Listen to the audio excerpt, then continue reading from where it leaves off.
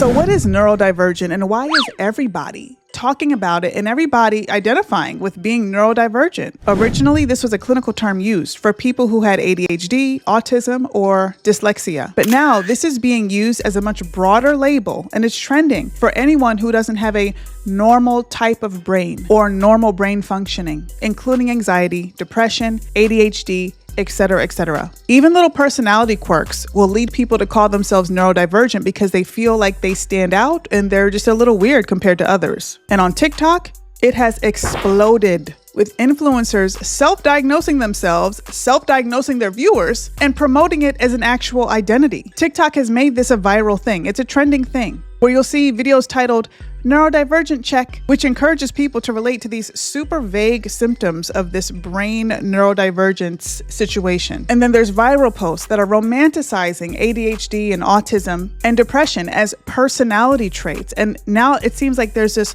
whole community of people who are proudly neurodivergent and they're relating to each other, which is good in a sense, but it's becoming extremely problematic because these people are self-diagnosing themselves and they are seeing themselves as equivalent to a clinically trained physician that can actually diagnose them. And the deeper issue with this entire thing is people are turning their struggle into an identity, and then they're staying very loyal to this identity of struggle in their brains. People aren't just saying anymore, I have ADHD, I have depression symptoms. They're saying, I am ADHD, I am depressed, I am neurodivergent. So these labels that should be describing temporary challenges in mental health are now being used as permanent identities. And this is a psychological trap because once people adopt a certain label about themselves, they unconsciously reinforce it back into themselves so they further stabilize and settle themselves in this identity. Imagine if you're calling yourself something, you're going to start searching things and then the algorithm in whatever